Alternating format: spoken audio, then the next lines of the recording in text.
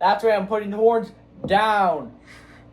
Will Howard, Jeremiah Smith, who's going to stop that? Another episode of Hoop and Helmets. This is episode 10, and we're joined aside by two special guests today, Charlie and Max, and of course, Lucas and Brody are also here for another episode. Brody, how's your day been? You know, it's great. Darius Taylor's playing tonight, baby, in the Duke's Mayo Bowl. Yeah. Best running back in the league. Minnesota's going to row that boat. Let's start off with a recap of last week's quarterfinal games in college football. And we'll start off with the first game, Boise-Penn State, where Boise State took a beatdown, 31-14. Penn State was able to control the game pretty much the whole time. Tyler Warren had a touchdown, and the run game got it done. Lucas, what did you see there?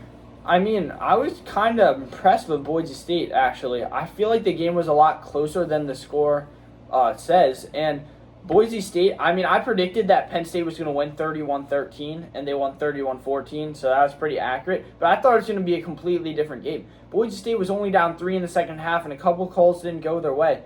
And they really did bottle up Genty. Madsen had a great game at the quarterback. He almost had 300 passing yards, which he hasn't really done all season long. So Boise State was a bit better than I expected, but Penn State definitely handled business, and they're moving on to play Notre Dame in the semifinals. Yeah, I thought that this game was very similar to the SMU game, honestly. I mean, Boise State had a similar amount of yards to Penn State, if not more, unless I'm wrong.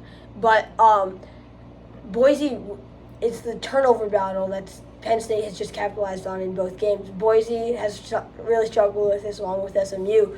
The 4 turnovers for Boise State were just too much to overcome, and it just never, except for the one moment at the start of the second half, it was never the most competitive game.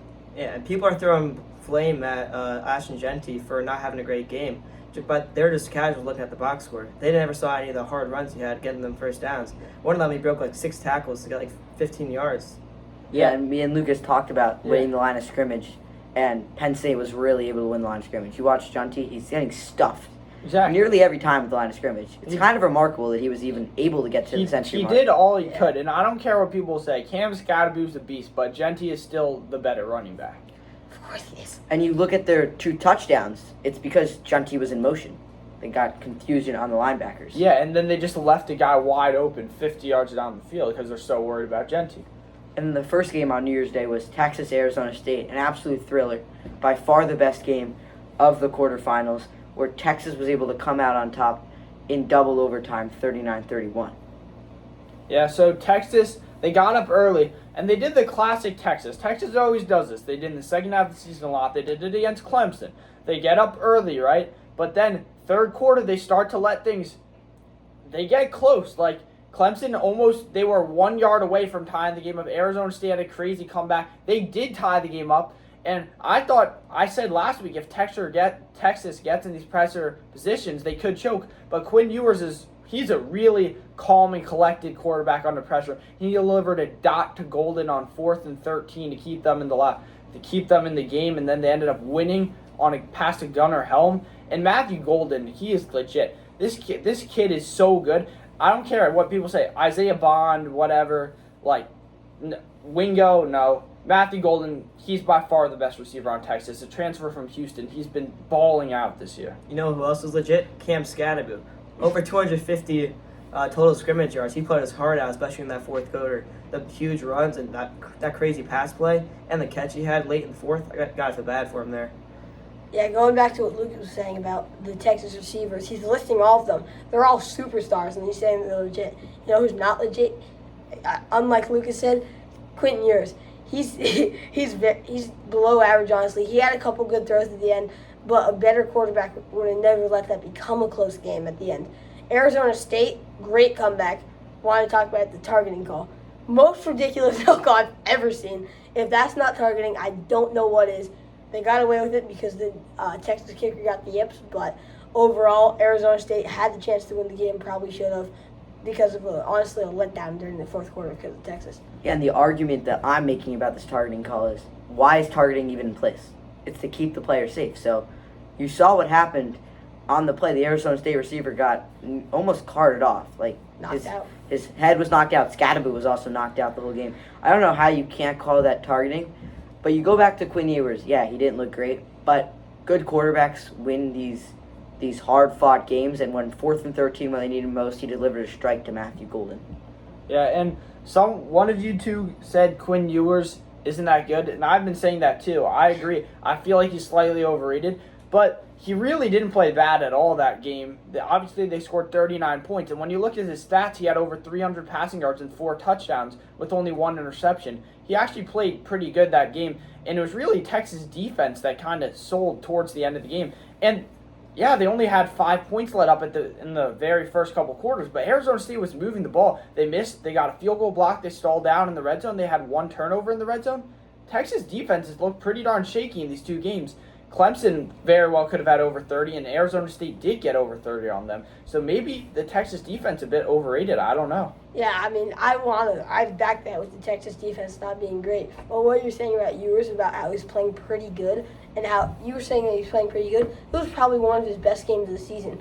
All year long, he hasn't been great, and he had an average game, which barely got Texas, who's like a SEC giant, SEC champion, one of the best teams in the country that has one of the most NIL money to spend against Arizona State, who's supposed to come last in the Big 12. So they barely snuck out a win because of mediocre play from their defense and their quarterback. Texas really wasn't the SEC champion, but I know what you're saying. They're still good. I know. They're the best. I do think that Ewers is overrated, and I agree with you. To go with the mediocre defense, what do we think about the coaching? I feel like they got to include Arch Manning more in their offense when they get in the red Arch zone. Manning They gotta use him with Arch run game. Manning is overrated. But they're using They before have and it was they have working. packages for If his him. name was- They brought if his him. name They was brought Arch him in for Ewers. 1 play against Clemson. Guess what? He fumbled.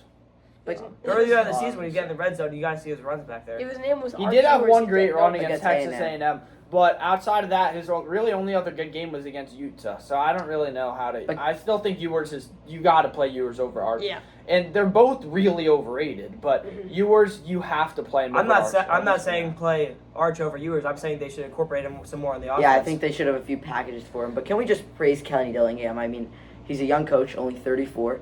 Like you said, Arizona State, they're picked last in the Big 12, and we know that's a weak conference.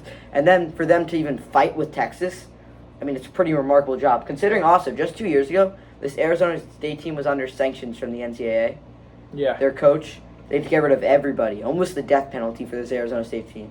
Very remarkable they were in that spot. Yeah, and I know I said this a couple podcasts ago, but how about the newcomers like SMU making the playoffs, Arizona State, Texas almost winning the SEC? All these teams that are coming from the Big 12, the Pac-12, the American Conference, even Army. Army was independent. They walk into the American and win the conference championship with ease. Like all these newcomers in the conference realignment, everyone said they're gonna take some time. Conference realignment's a bad thing. I actually like conference realignment a lot. I think it makes things a lot more interesting. And now we have so many more great conference matchups.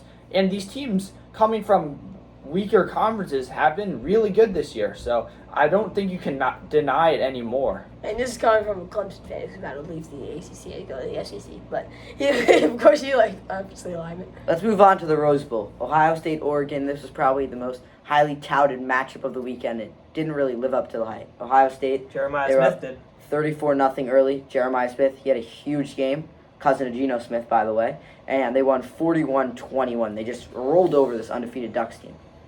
Yeah, so Jeremiah Smith, yeah, he's just better than Ryan Williams. I don't care what everyone says. Ryan Williams, I know he's only 17, but this kid's different. He's got such a good build. He's fast. He has great hands, and he's a great route runner. And Oregon just did not have an answer for him the entire game.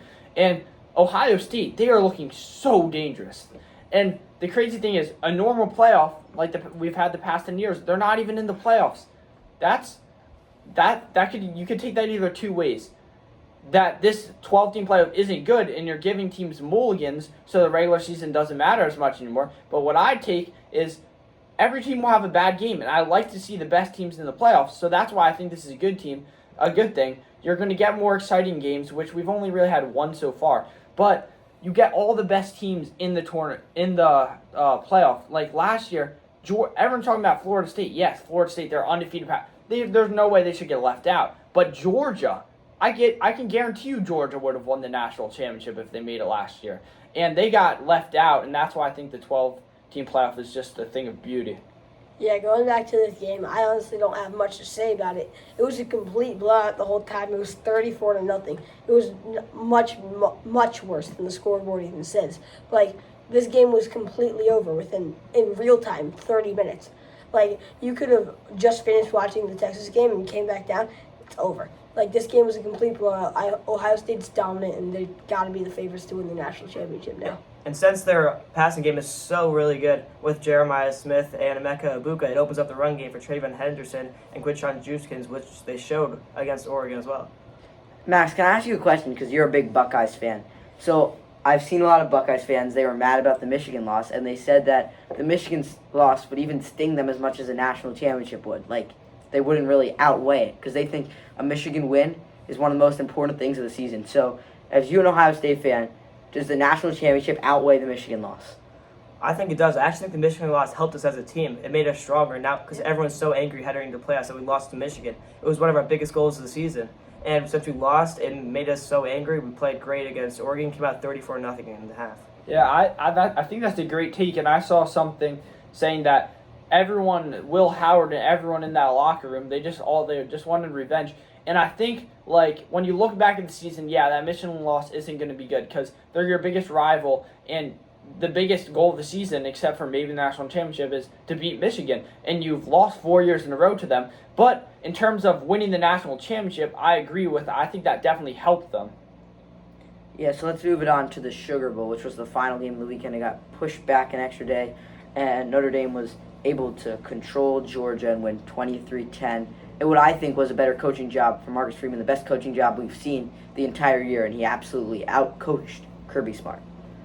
Yeah, Marcus Freeman was hatching up reverses, misdirections, a 4th and 1 from their own 10 fake play. He was doing everything, and Notre Dame, they executed.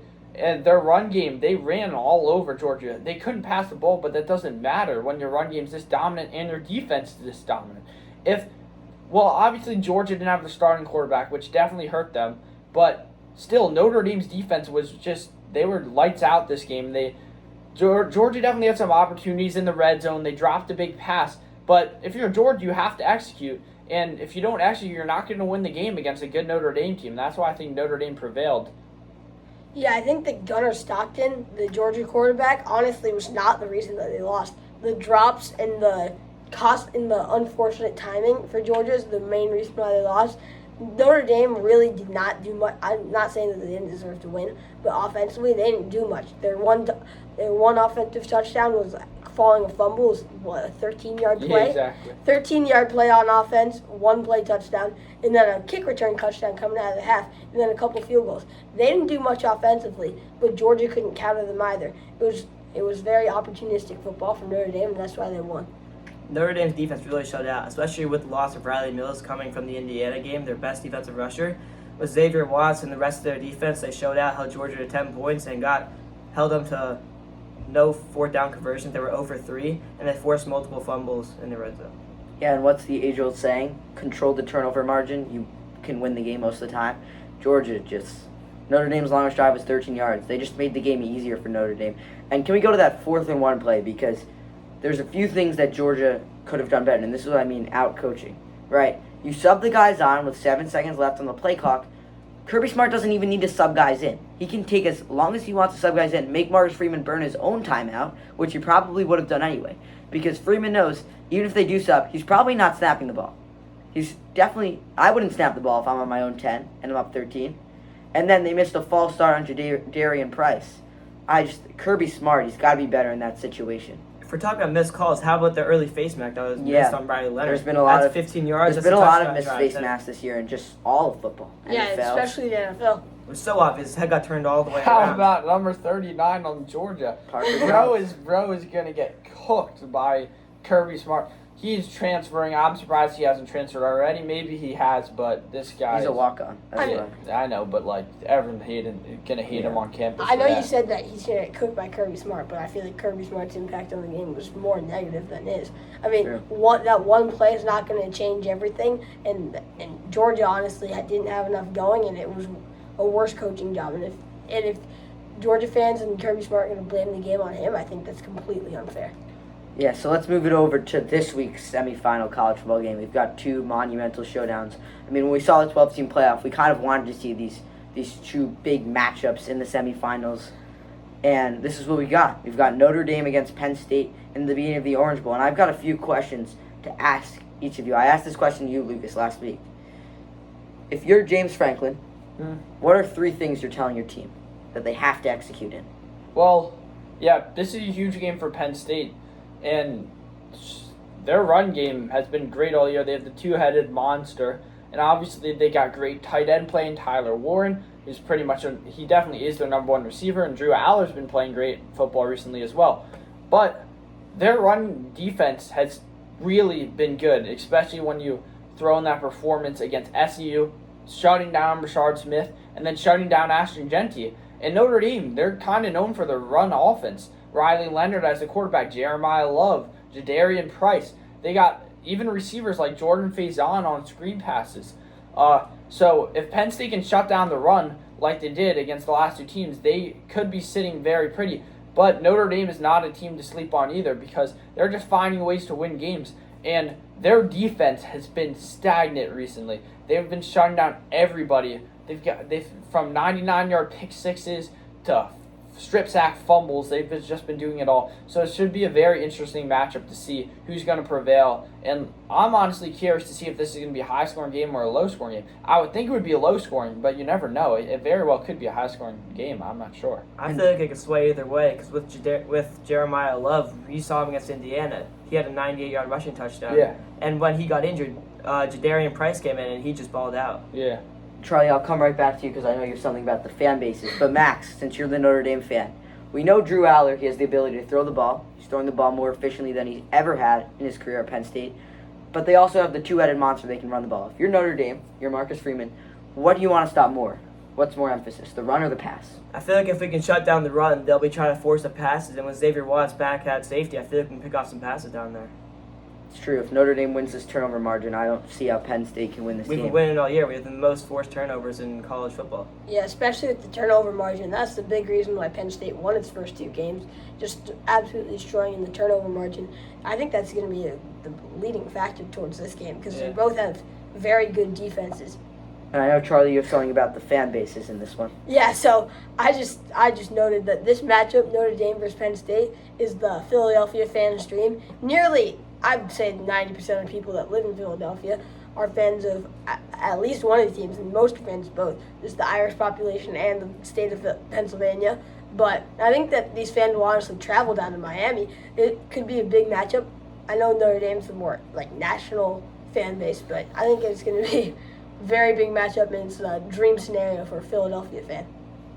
Yeah, and we know Notre Dame, they were able to stop the run against Georgia, but these Penn State running backs, Singleton and Allen, I mean, nobody's really been able to stop the run against them in their 3-year career. So I know Notre Dame has a great pass rush, but I'm not really sure how they're going to be able to stop this run in this one.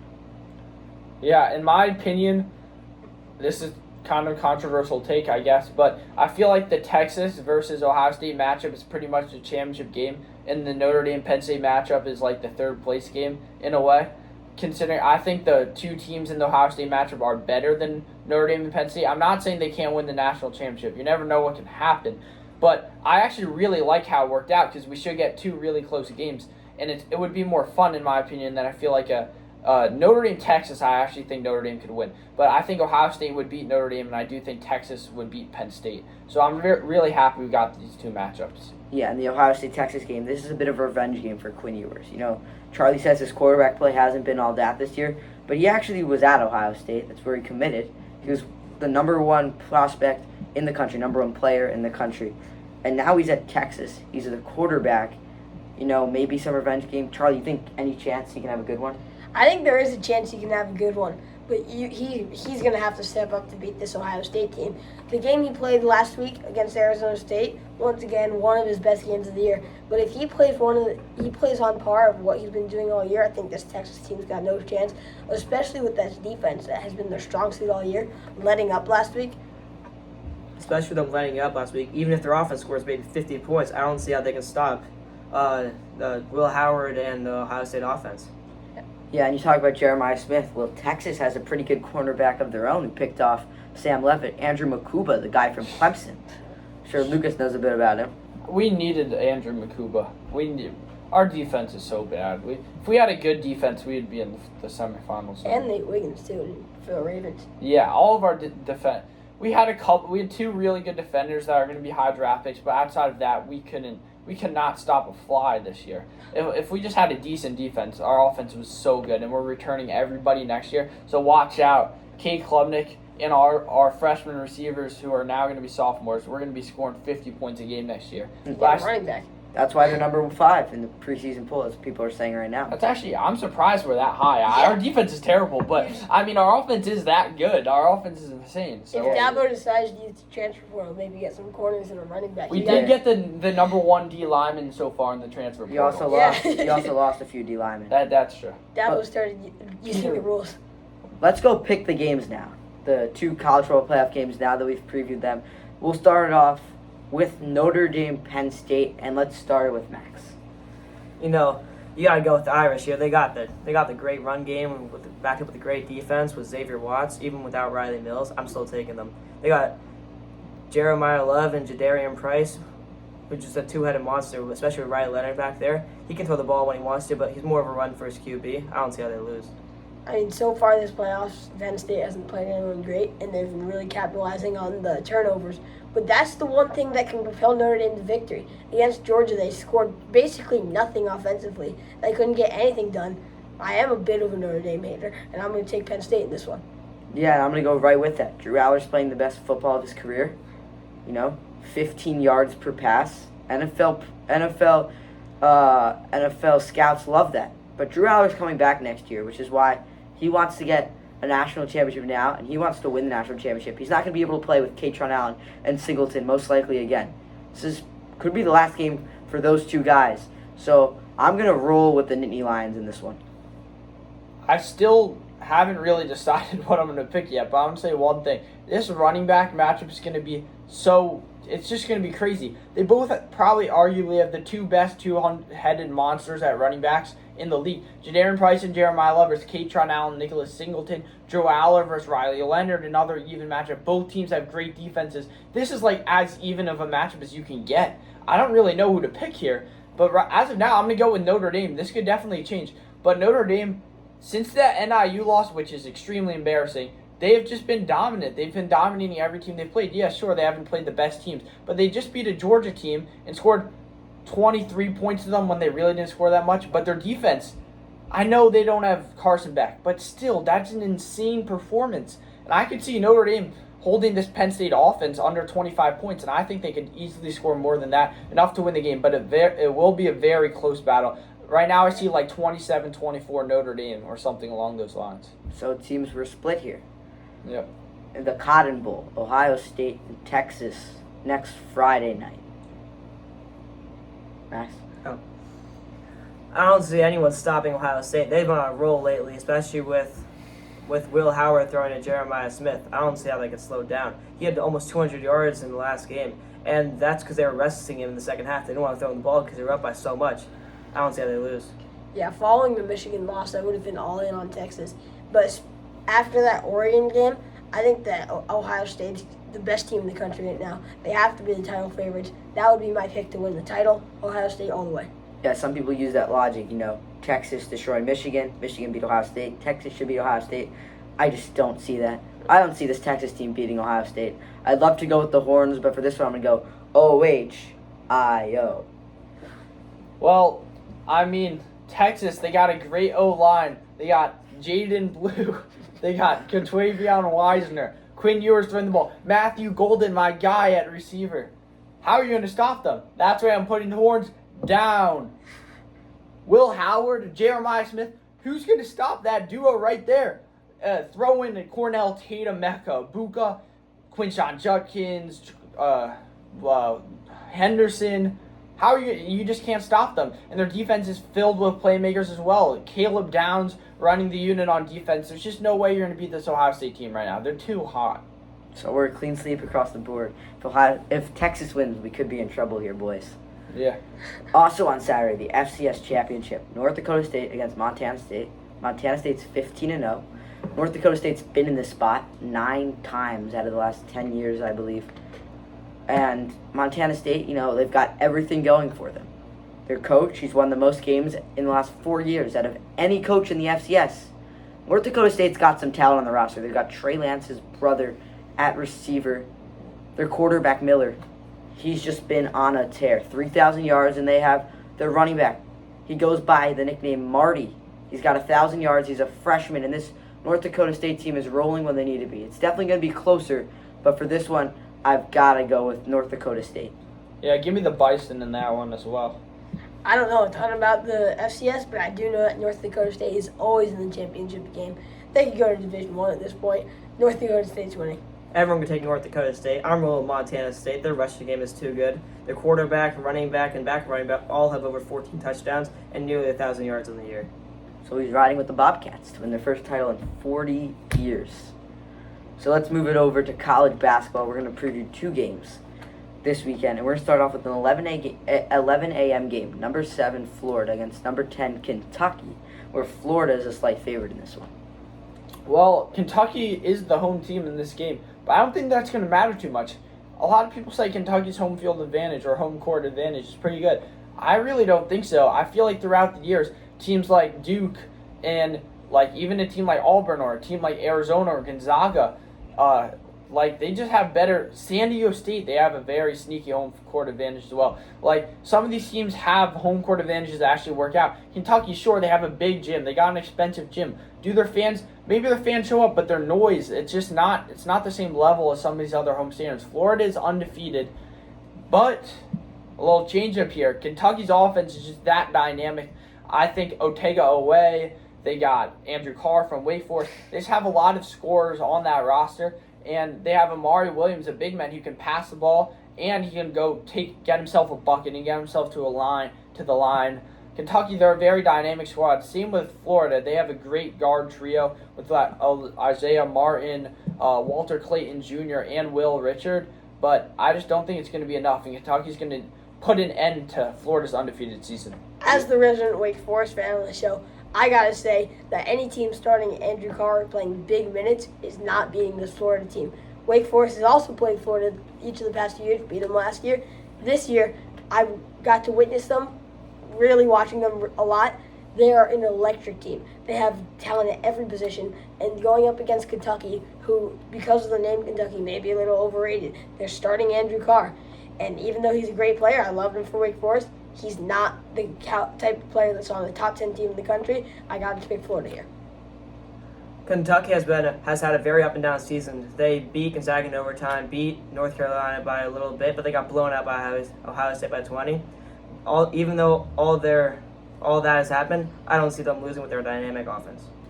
I like what Mark Pope has done to this Kentucky team. He's really turned them around without Calipari.